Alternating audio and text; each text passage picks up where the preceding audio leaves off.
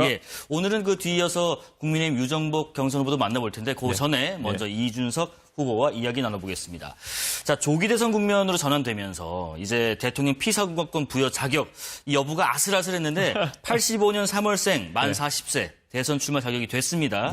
최연소 출마자 또 대권 첫 도전 대통령 후보로 나선 이후 여러 차례 인터뷰 하셨겠지만은 그래도 한 번 더 말씀 좀 들어보겠습니다. 전 대한민국의 위기를 봅니다. 그래서 하나는 지금 트럼프발 경제 위기가 다가오고 있는 것이고요. 그 안에서 글로벌 감각이 있는 제가 이것에 대응할 수 있다는 생각을 했고요. 한편으로는 중국과의 과학기술 경쟁이나 이런 것이 격화되고 있습니다. 그런데 이공계 출신이고 실제 과학기술에 대해서 많은 지금 관심과 그런 이해를 보여왔던 제가 지도자 역할을 해야지 이 두 가지 위기를 돌파할 수 있다. 그런 생각을 하고 있고요. 40대가 젊은 나이라고 이제 생각해서 만약 주저하시는 분이 있다면은 글쎄요, 전 세계의 주요한 우리가 이름을 기억하는 지도자들은 40대 때 전부 다 권력의 자리에 가가지고 크게 국가를 변화시킨 사례들이 있습니다. 예를 들면 누구죠? 대한민국의 박정희 대통령 좋아하시는 분들이 있을 텐데 박정희 대통령도 40대 때 정치의 일선에 등장하셨고요. 토니 블레어 총리, 캐머런 총리, 그 외에도 트루도 총리, 그리고 잘 아시는 것처럼 케네디 대통령, 그리고 오바마 이런 사람들이 전부 다 40대 때 정치 일선에 가서 큰 변화를 만들어낸 사람이고요. 마크롱 대통령은 30대 후반에 됐죠. 그렇죠. 그러니까 저는 결코 젊은 나이, 어린 나이가 아니라 이제 일할 수 있는 그리고 큰 변화를 만들 수 있는 적절한 나이대에 들어왔다. 이렇게 말씀드릴 수 있을 것 같습니다. 나이까지도 트렌드 하시네요, 그러면은. 젊다는 것, 말씀하신 것처럼 아주 장점이 될 수 있지만 또 단점이 될 수 있다는 우려도 일부 있고 또 하나가 이준석 후보 특유의 그 톡 쏘는 맛 때문에 이런 부분에 좀 우려하는 분도 있어요. 예를 들면 최근에 그 자당의 함익병 선대위원장께서 매력은 있는데 좀 순화하겠습니다. 싹수가 없다라는 식으로 평가하셨는데 이 평가는 무슨 의미인가요? 그게 저희 개혁신당의 자유로운 분위기입니다. 우리 선대위원장이 후보에 대해서 이야기할 때도 자유롭게 이야기할 수 있고 거기서 어느 누구도 타박하지 않고 이런 분위기가 젊음의 분위기다 저는 이렇게 생각하고요. 실제로 행위라는 것을 봤을 때 결국 결기 있음 또는 바른 말을 함 이런 것들은 기성세대의 관점이나 기득권의 관점을 봤을 때는 싸가지론에 들어가기가 쉽습니다. 냉정하게 말하면요. 예전에 우리 노무현 대통령을 좋아하시는 분들이 또 많은데요. 저도 노무현 대통령을 좋아합니다만 노무현 대통령이 과거에 전두환 대통령에 대해 가지고 강하게 청문회에서 묻고 이럴 때 명패를 집어던진 행위나 이런 것들은 외견상으로는 굉장히 싸가지론에 들어갈 만한 행동이지만은 그거야말로 올바른 행동이었거든요. 저는 그렇기 때문에 국민들이 바라는 그런 속신원한 행동을 하는 것 자체가 싸가지론에 들어간다 할지라도 저는 그런 것들을 하겠다. 윤석열 정부가 초기부터 잘못되어 가고 있을 때 아니 후보 시절부터 잘못했을 때 저는 자신 있게 그것을 지적했고 그리고 제가 가장 강렬하게 제 행동으로서 저는 할 말을 했습니다. 그게 그 당시에는 아니 왜 당대표가 저렇게 후보랑 잘 못 지내냐 아니면 대통령이 됐는데 좀 도와줘야 되는 거야 이런 얘기 하신 분이 있겠지만은 지금 계엄과 이런 걸 겪고 보면은 그때 이준석이 하려고 했던 행동이 정말 나라 사랑해가지고 어떻게든 저 천방지축의 후보 또는 나라를 잘못된 방향으로 이끄는 대통령을 막아보려고 했던 거구나. 그 와중에 또 어떤 상처를 입고 제가 정치에서 많이 얻어맞았는지 다 알고 계시지 않습니까? 그러니까 저는 이런 것의 행동에 대해 가지고 떳떳하고 앞으로도 오직 대한민국의 국익 하나만 놓고 제 행동을 판단하지 뭐 윗세대에 잘 보이고 이런 것들 사실 이런 거는 그렇게 중요한 게 아니다 생각합니다. 그때도 뭐 기억납니다. 아침에 일찍 일어나시라 나가서 인사를 하시라 뭐 그런 얘기도 많이 하셨었죠. 최근 여론조사 좀 보겠습니다. 오늘 나온 갤럽 여론조사입니다. 쭉 보시면 우리나라를 이끌어갈 정치 지도자, 장래 대통령감에 대해서 물었습니다. 1위 현재까지는 이재명 후보가 나오고 있고 홍준표, 한덕수, 김문수, 한동훈 그리고 이준석 후보님이 2%로 나왔는데 저희가 너무 짠 여론조사를 갖고 왔나요? 이재명 전 대표와는 격차가 좀 큽니다. 어떻게 생각하십니까? 아무래도 이 선거조사라는 것이요. 이 상대적인 어떤 우위를 조사하는 것이 가장 정확하기 때문에 이 실제로 지금은 국민의힘이나 이런 곳에 경선이 진행되고 있어서 후보가 다자로 펼쳐져 있습니다. 그런데 이제 각 당의 후보가 나와가지고 3자 구도 이런 식으로 조사를 하게 되면은 저 수치보다 훨씬 월등하게 높은 수치들이 나오고 있거든요. 그렇기 때문에 앞으로 이제 국민의힘의 경선 과정을 지나고 나면은 결국 저 안에서 누군가 한 분 되실 것이고 그 한 분이 아닌 다른 분들을 지지했던 분들은 분산이 될 수밖에 없는 구조입니다. 그래서 국민의힘의 경선이 마무리되는 시점부터가 진정한 민심의 척도가 나올 것으로 보입니다. 억울하실까봐 그 수치도 뒤에 저희가 준비했습니다. 일단 저 여론조사 설명해 드릴게요. 해당 여론조사 한국갤럽이 전국 만 18세 이상 남녀 1000명을 대상으로 4월 15일부터 17일까지 무선 전화 면접을 통해서 진행했고요. 표본 오차는 95% 신뢰 수준에서 플러스 마이너스 3.1%포인트. 자세한 내용은 중앙선거 여론조사 심의위원회 홈페이지를 참조하시면 되겠습니다. 자, 이렇게 좀 잠깐 나눠본 이재명 전 대표와의 어떤 지지율 격차에 대해서 국민의힘 대선 주자들이 반 이재명 빅텐트 목소리를 내고 있는데 이거 잠시 듣고 의견 나눠보겠습니다. 예. 반 이재명 빅텐트를 만들지 않을 수가 없을 겁니다. 우리 당의 후보가 탄생하면 그 사람 중심으로 반 이재명 연대를 개혁신당뿐만 아니라 민주당의 반 이재명 세력들도 같이 해야 이건 막을 수 있을 것으로 나는 봅니다. 그렇게 해야 안 되겠습니까? 전번처럼 뭐 다 나와가지고 조금씩 다 나눠 먹으면 뭐 상대 후보, 이재명 후보가 그냥 쉽게 뭐 당선되는 거 아니겠습니까? 그 지난번에 그렇게 한 적이 있죠. 제가 이제 체제 전쟁이라는 말씀을 드렸습니다. 그렇죠, 예. 그러니까 우리 대한민국의 미래를 위해 한다면 우리가 많은 결단을, 많은 상상을 해봐야 된다. 그리고 때로는 결단해야 된다. 이런 정도로 말씀드리겠습니다. 다 나와서 이렇게 조금씩 나눠 먹으면 되겠냐라는 의견도 있었습니다. 그런데 후보님께서는 지금 반 이재명 빅텐트론 허상에 불과하다 이런 입장이세요? 지금까지 이재명 대표에 대한 여러 가지 이재명 포비아라고 할 만한 그런 부정적 여론은 결국 이재명 대표에 대한 여러 가지 그분의 성격적 결함이라든지 아니면 뭐 그런 좀 사법 리스크라든지 네. 이런 부분을 보고 형성된 거거든요. 최근에 이 기류가 조금 달라질 수밖에 없는 것이 윤석열 대통령을 위시한 그런 국민의힘의 핵심 세력들이 계엄을 이제 터뜨렸기 때문이거든요. 그리고 계엄에 동조하는 모양새를 보이고 이런 모습이 보여지면서 아무리 이재명 대표가 뭐 법인카드를 잘못 썼느니 어쩌느니 하고 뭐 가족 간에 좀 재밌는 대화를 했다는 이런 거 관계없이 어떻게 계엄을 옹호할 수 있느냐. 경중이 완전 차이가 나는 과오가 생긴 거예요. 그 와중에서 예. 이재명이 두려우니까 반 이재명 빅텐트를 해야 된다라는 이야기는 저 좁은 여의도의 일부의 사람들이 하는 이야기지 일반적인 대중을 놓고 보면요. 호환 마마보다 무서운 게 계엄이죠. 이런 식으로 막무가내로 대한민국을 통치할 수 있는 세력이 보수 세력이라고 인지하는 순간 이 틀을 벗지 못하면은 이재명보다 더 무서운 세력이 되는 겁니다. 예. 집권했을 때 위험한 세력이 되는 거거든요. 그러니까 저거는 자기들이 관성에 따라 가지고 한 몇 년 동안 이재명 욕하던 관성에 따라 가지고 지금도 그래도 되겠지 이런 식의 빅텐트를 하자는 건데요. 이미 이재명 대표의 과오에 못지않게 국민의힘이 정권을 잡으면 또다시 이런 전체주의적인 발상으로 계엄을 하고 이러지 않을까 하는 우려가 커진 상황입니다. 예. 저건 될 일이 아닙니다. 저거는. 모인다 하더라도. 네네. 자, 여기에 그 아까 말씀하신 대로 이준석 대표가 특히 주목할 여론조사 결과를 보겠습니다. 네. 어제 나온 NBS 전국 지표 조사입니다. 자, 가상 3자 대결 해봤습니다. 이재명, 김문수, 이준석 해봤더니 이런 결과. 이재명 45, 김문수 22, 이준석 9. 그리고 없다 모른다 무응답도 꽤 높은 수치인데 다음으로 이재명, 홍준표, 이준석 이렇게도 한번 보죠. 보시면 45, 24, 7 이렇게 나와 있는데 어떻습니까? 조금 있으면은 두 자릿수 집계 나오나요? 제가 동탄에서 선거를 뛰었을 예. 때요. 사실 제가 마지막 한 일주일 앞두고까지 20% 지지율이 나왔습니다. 예. 나중에 결국 양당에서 답을 찾지 못했던 한 20% 가까운 무당층이 얹히면서 제가 42%로 당선됐거든요. 그렇기 때문에 지금까지 마음을 정하지 못하시는 모른 무응답 중에 상당수가 나중에 제가 적절한 비전을 제시한다면은 결국에는 개혁신당 지지로 돌아올 수 있다. 이런 생각을 하고 있고요. 예.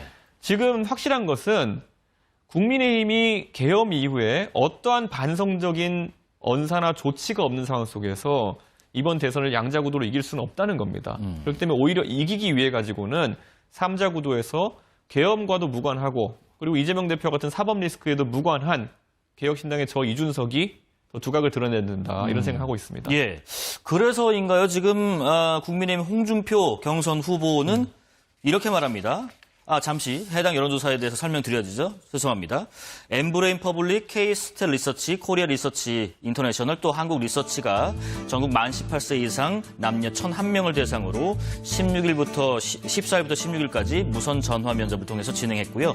표본 오차는 95% 신뢰 수준에서 플러스 마이너스 3.1%포인트. 자세한 내용은 중앙선거 여론조사 심의위원회 홈페이지를 참고하시면 되겠습니다.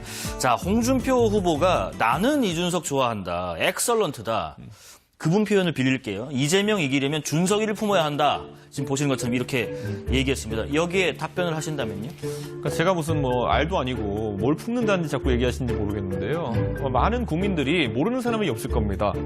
국민의힘에서 제가 당대표로서 박근혜 탄핵 이후에 처음이자 마지막으로 전국 단위 선거를 이긴 당대표인데 그 업적을 가진 사람을 얼마나 더러운 과정을 통해 가지고 이렇게 쫓아낸지 알고 있을 겁니다. 제가 오늘은 어떤 언론에 격하게 표현하기로 해가지고 그때 사실 이준석한테 극단적 선택하러 떠민 거 아니냐 이런 얘기까지 했습니다. 왜냐하면 제 집 앞에 와가지고 맨날 이 스피커 켜고 아침에 저희 집 앞에 초등학교가 옆에 있어 초등학생들 등교하는데 마이크 잡고 이준석은 성상납 받은 놈입니다. 그러면서 초등학생 여러분 아십니까? 막 이런 거 했던 사람들이거든요.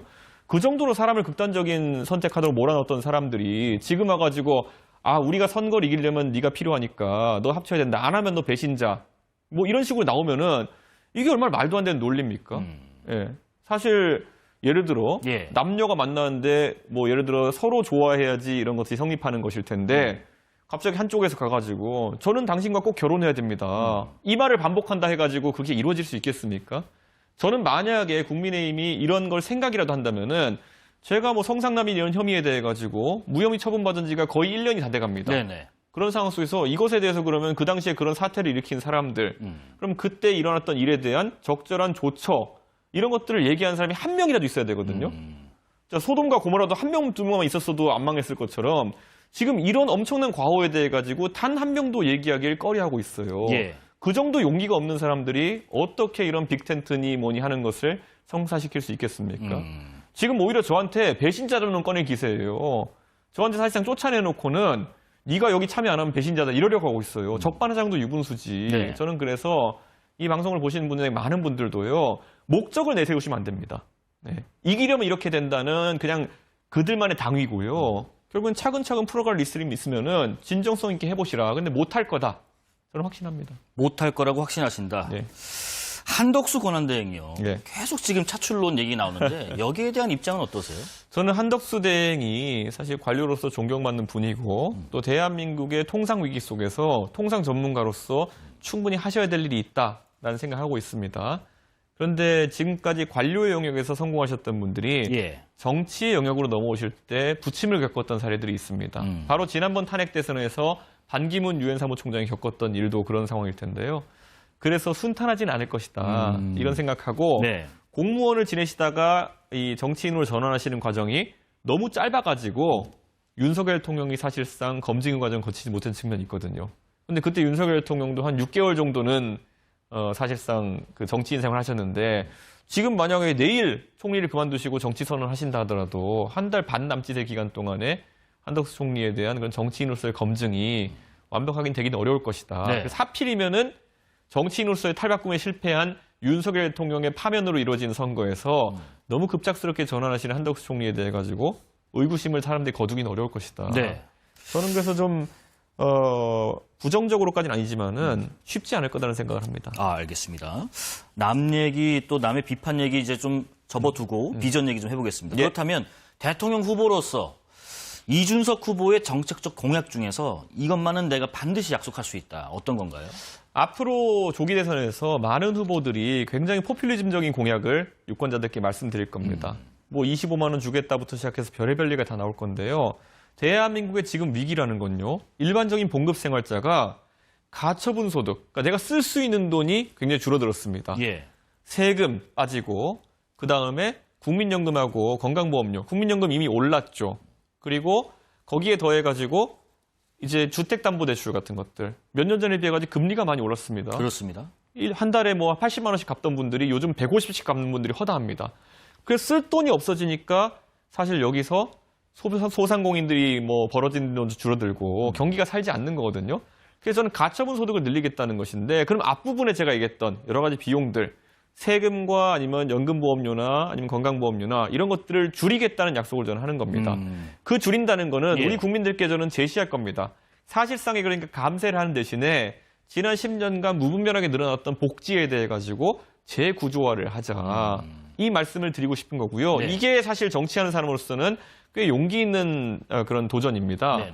왜냐하면 지금까지 복지가 늘어났던 것을 줄이는 것은 선거에서 필패다라는 그런 이야기를 하는 분들이 많거든요. 우리가 늘 봤던 걸 익숙하게 봤던 걸 또 못 받으면 마음이 또 그렇거든요. 근데 대한민국의 미래를 위해 가지고는 누군가 이런 얘기를 해야 된다는 절박함이 저에게 있습니다. 그래서 앞으로 건강보험의 측면에서도 아니면 보험 어떤 사회복지의 측면에서도 우리가 줄일 것들은 많이 줄여야 된다. 예. 지금 보면요, 대한민국에 사실 논리적으로 납득이 안 가는 지원금이나 아니면 이런 복지들이 많아요. 예를 들어 지금 일부에서는 성매매 피해자 지원금 같은 것들도 운영하고 있습니다. 네. 성매매 피해자, 성매도 하신 분들 얘기일 텐데요. 뭐 감금이나 납치를 당해가지고 그런 일에 종사하시게 되셨다면 당연히 그분들을 치유하기 위한 아니면 뭐 어떤 다독이기 위한 자금이 지원될 수 있겠지만은 실제로 지원금들이 그런 분들한테 돌아가고 있지는 않다는 얘기가 많습니다. 예, 자발적으로 그런 행동을 하신 분들에게도 지원금이 돌아가고 있다는 얘기가 나오는데 저는 그런 것들은 굉장히 세수가 줄줄 새고 있는 것이다. 이런 말씀을 드리고요. 네네. 건강보험 같은 경우에도 과거 문재인 정부 시절에 문재인 케어라는 걸 통해 가지고 굉장히 풍선처럼 부풀어 놨습니다. 그런데 이런 것 중에 이미 좀 축소하려는 노력들이 있긴 하지만은 전 세계에서 MRI를 이렇게 많이 찍도록 하는 나라도 없을 겁니다. 근데 이 MRI에 대한 건강보험료 적용이 확대되면서 이 비용만 해도 연간 상당한 규모로 지금 부담하게 돼 있는 거거든요. 예. 전 이런 것들은 국민들께 제시할 겁니다. 우리가 합의를 통해 가지고 이런 부분 좀 줄여야 되지 않겠냐. 예를 들어 MRI나 아니면 추나요법이라든지 뭐 이 확대된 것들 중에서 필요한 것도 있고 아닌 것도 있을 텐데 한번 줄여보자. 네. 그래서 건강보험료를 좀 낮춰보자. 이런 이야기를 드리고 싶은 겁니다. 복지의 재구조화를 이룩해내겠다는 약속을 하셨습니다. 네. 최근에 그 외신과 인터뷰 잘 봤습니다. 예. 지금 미국발 관세 압박이 거세지고 있고 대통령이 되시면 이 트럼프 대통령 잘 상대할 자신이 있는지가 궁금해요. 벌써부터 우리가 동맹국인에도 불구하고 이렇게 예. 좀 난처한 상황을 겪고 있거든요. 트럼프 대통령이 이제 집권하면서 위기가 가속화되고 있습니다. 그런데 여기에 대해서 실제 협상을 하려면은 그 지도자와 지도자 간에 어떤 라포를 형성하고 이런 것들도 굉장히 중요하거든요. 트럼프 대통령과 제가 공유할 수 있는 지점도 있고요. 그러니까 아이비리그라는 미국의 유명 사립대에 다닌 사람들끼리 형성할 수 있는 그런 것도 있고요. 한편으로는 예. 언어 면에서도 제가 자유롭게 소통이 가능한 아마 대한민국의 첫 대통령이 될 수 있을 것 같습니다. 그러면은 이게 과거와의 외교와는 좀 다른 국면이 펼쳐질 겁니다.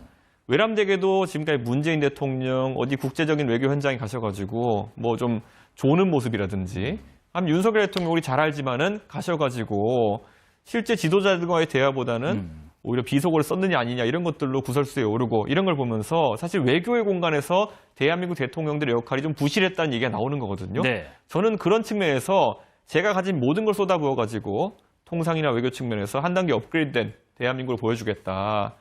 사실 이 여의도라는 공간에서는 제가 외국에서 대학을 나오고 하버드라는 유명 대학을 나온 것이 큰 도움이 되진 않습니다. 네. 예, 아마 학연 지연 같은 게 약할 수밖에 없거든요. 하지만 미국의 워싱턴 DC에 가는 순간 저의 지금까지 한국에서는 별 도움이 안 됐던 학벌이라고 하는 것이 대한민국에 매우 큰 도움이 될 겁니다. 예. 워싱턴의 주요 의사 결정자들의 상당수가 저와 비슷한 환경에서 공부를 했던 사람들이고 저와 실제로 한 단계 건너기만 해도 상당한 네트워크로 연결될 수 있기 때문에 한 차원 다른 외교를 보여드리겠다 네. 약속드립니다. 알겠습니다. 이 얘기도 잠깐 좀 네. 껴서 해볼게요. 그 비상계엄 당시에 예. 그 선포 이후에 국회에 들어가려고 하셨을 때 당시 그 마가선 경찰들하고 실랑이 중에 이런 소리가 들렸는데 잠깐 그 상황 보고 이어갈게요.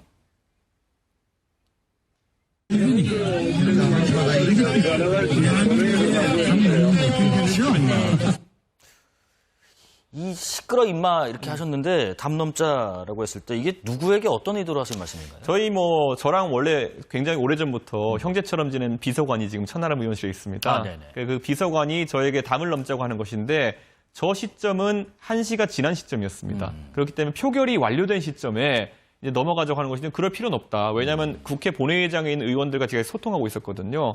몇 명 정도 들어왔습니까? 그래서 한 170명 정도 들어와 있다는 걸 이미 들었기 때문에 표결로 인한 계엄 해제는 이상이 없는 상태에서 저는 여기서 국회의원이 국회에 진입하는 것을 나가서는 행위에 대해 가지고 정확하게 항의하고 어필하기 위해 가지고 이 안으로 들어가는 고수하겠다 이런 입장을 이야기한 거고요. 네네. 사실 저 이야기 때문에 윤석열 대통령이 이번에 재판정에서 했던 말이 허위라는 것을 증명할 수 있지 않습니까?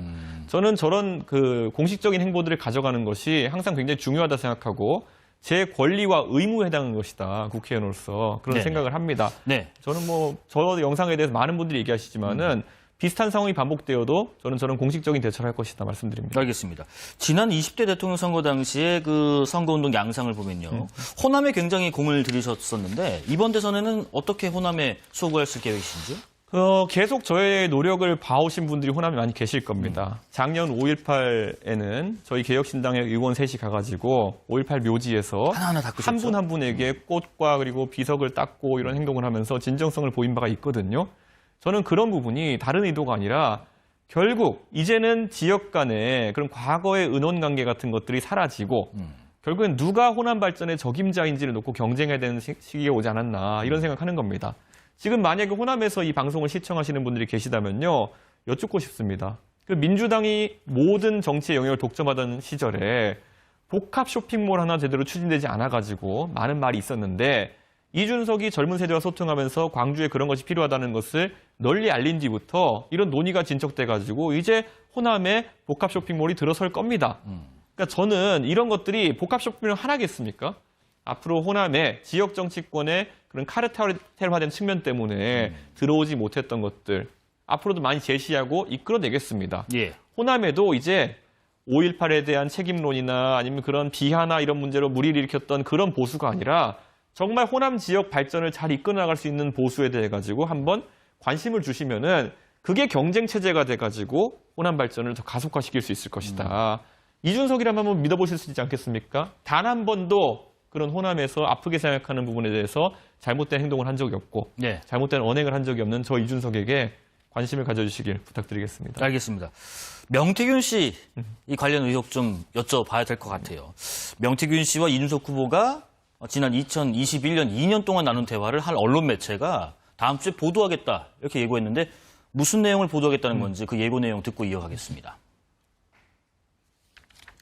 2021년도에 이준석 의원과 명태균 씨가 한 2년간 나눈 카카오톡 대화가 나왔어요. 본인이 지금 대선 출마하면서 아마 내가 윤석열을 비판하면서 여러 가지 성접대 의혹이나 이런 공격을 받았다고 얘기를 했잖아요. 예. 근데 그 대화 내용을 보면 본인이 그냥 마냥 그 피해만 본 것 같지는 않더라.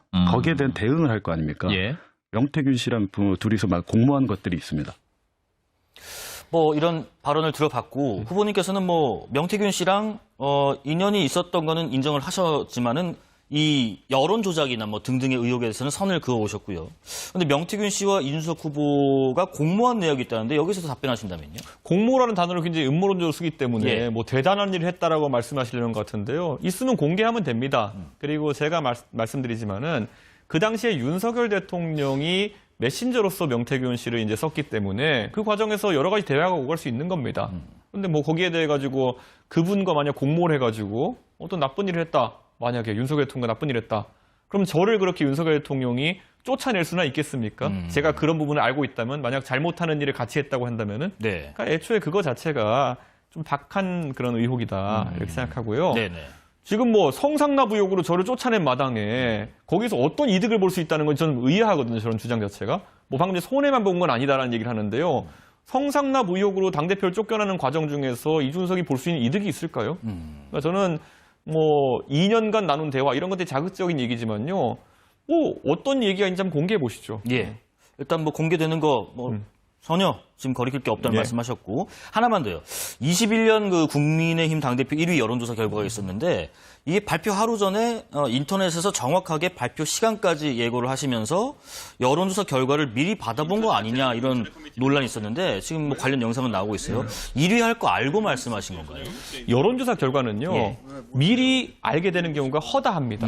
실제로 각 언론사에서 의뢰한 여론조사 결과들이 받은 글 형태로 여의도에 많이 돌기도 하고요. 그렇죠. 그리고 실제로 해당 언론기관에서 보도되기 전에서 이렇게 보내주는 경우도 있습니다. 이건 여의도의 관행이기 때문에 다른 당에서 이런 거 지적 안 하지 않습니까?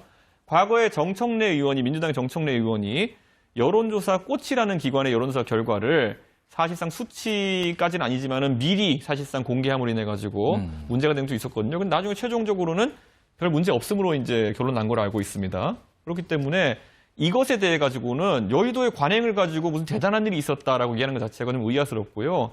저 여론조사 결과라고 하는 것은 공표 시점 같은 경우에는 미리 이미 알려져 있는 겁니다. 저 조사가 매주 하는 조사이기 때문에 공표 시점은 항상 똑같습니다. 알겠습니다. 명태균 씨 관련 내용은 여기까지 여쭤보고요. 언론하고 상당히 잘 지내시는데 언론관에 대해서 좀 여쭙고 싶어요. 이틀 전에 그 권성동 국민의힘 원내대표가요. 소속을 밝히고 질문하는 지금 기자에게 손가락질을 하면서 손목을 잡고 끌고 다니면서 해당 언론을 뭐 이렇게 표현을 했습니다. 지라시라는 식으로요. 이 화면 보셨을 텐데 어떻게 보셨습니까? 언론은 한편으로는 확성기와도 같은 것이라고 생각합니다. 그런데 그 안에서 나에 대한 좋은 소식을 더 크게 들리게 하는 역할도 하지만은 나에 대한 좀 안 좋은 게 있으면은 그게 더 크게 들릴 때는 정치인들이 아쉬워하는 그런 측면이 있겠죠. 근데 한편으로는 아까 말했듯이 또 좋은 게 있으면 나쁜 것도 있는 것처럼 그에 대해서는 담담히 받아들이는 것이 중요하고 저는 지금까지 제가 정치하면서 언론사의 규모나 이런 것을 따진 적도 없는 것 같고요. 그리고 기자 한 분 한 분, 언론인 한 분 한 분들을 다 공정하게 대해야 된다는 생각으로 임해왔는데요. 저렇게 MBC 상황이 와도요? 뭐 많이 당해봤습니다, 저도. 그래가지고 많이 저에게 대한 저런 상황을 통해서 부적절한 기사가 나오기도 했고요. 그건 제가 말씀드리지만은 제가 언론을 상대하면서 겪을 수 있는 긍정적인 효과, 부정적인 효과를 아마 합하면은 중간점 정도가 나오지 않을까. 중간점 정도. 나는 생각인데요. 뭐 본인에게 우호적인 언론만 편식하려고 하는 사람들의 정치적 말로가 그렇게 좋지는 않았던 것 같습니다. 그렇기 때문에 언론이 하는 지적이라는 거는 국민들이 하고 싶은 지적을 대신하는 측면도 있는 거거든요. 그렇기 때문에 저는 그 부분에 대해서 항상 국민들이 물어본 질문이다 생각하고 대응하고 있습니다. 공통 질문을 계속 드리고 있습니다. 그 비상계엄부터 우리가 탄핵 정국을 거치면서 우리 사회가 양극단으로 정말 심하게 분열됐다 이런 걱정들이 많으신데 문제라는 데 동의하실 것 같고 대통령이 되신다면 이 부분을 어떻게 해결하실까요? 제가 만약 대통령이 되면요. 개혁신당에 지금 3명의 국회의원이 있는데요. 제가 의원직을 상실하기 때문에 2석이 됩니다. 그럼 개혁신당 단독으로는 국가를 운영할 수 있는 방법이 없습니다. 그렇기 때문에 제가 대통령이 되면은 아마 강제된 협치를 해야 될 겁니다. 그래서 저는 내각을 즉시 거국 내각을 구성하는 형태로 해서 협치를 이루겠습니다. 솔직히 그거 아니고는 저에게 어떤 답이 있겠습니까? 그러니까 한 번쯤은 이렇게 강제된 협치 상황으로 투자해 주시는 것도 국민들께서 바라시는 더 화합된 대한민국 그리고 진영에 따라 갈려가지고 거부권이니 아니면 뭐 제2결이니 이런 강행 처리의 과정 속에서 공전되지 않는 그런 정치권을 만들어주셨으면 하는 생각입니다. 한 가지만 보충 질문 드려볼게요. 정치 시작하신 이후 2011년으로 잡는다면 꽤 오래되셨는데 여러 위기가 있었습니다. 가장 위기였던 순간은 언제였나요? 저는 윤석열 대통령에 의해 가지고 정말 인간적인 모욕을 당하면서 당대표에 쫓겨났을 때 저에게 아까 제가 좀 과격하게 표현했지만은 사실 보수 유튜버들, 극우 유튜버들 이런 쪽에서 거의 뭐 저를 극단적 선택으로 내몰았던 것이죠. 그런데 그랬던 사람들에게 상당한 모멸감을 느끼면서도 자, 젊은 정치인들이 기득권과 싸우기 해가지고 겪어야 되는 것이 이런 거라면은 내가 돌파해내겠다. 그래야 내가 밟은 눈 위에서 그 길이 뒤에 쫓아오는 다른 젊은 정치인들이 제 발자취를 보고 따라올 수 있는 길이 되지 않겠느냐. 내가 여기서 뭐 나 정치 안 해도 돼 이러면서 그만두거나 아니면 쓰러진다고 한다면은 뒤에 그들이 밟아서 올 눈밭에 길이 사라지는 것이다. 이걸 답설이라는 시에서 항상 보는 내용인데 그런 생각으로 버텨왔습니다. 상당히 고통스러웠지만 어떻게 보면은 거쳐 나가야 되는 통과 의례로 생각을 하셨다라고 이해를 하겠습니다. 자, 마지막으로 저희가 사전에 요청드렸는데 이준석의 인생곡은 했는데 이 노래 퀸의 Don't Stop Me Now 부르셨네요. 이 노래 혹시 잠깐 한 소절 정도 가능하실까요? 앞에 나왔던 첫 소절처럼요. I'm a shooting star leaping through the sky like a tiger. 이 부분을 제가 좋아합니다. 슈팅 스타면서 하늘을 이렇게 뛰어오르는 호랑이처럼. 제가 이제 대구에 가가지고 대구의 비만 고양이들 더 이상 키우지 말고 호랑이를 키워달라 이런 얘기를 했는데요. 대한민국 정치권에서도 자기 주체의식 없이 정치하는 사람들, 그런 고양이와 같이 살만 찌는 사람들이 아니라 결국엔 호랑이같이 포효하면서 전 세계 대한민국을 널리 알리고 글로벌 선도국가로 만들 수 있는 그런 정치인을 키워주셨으면 하는 바람입니다. 지금까지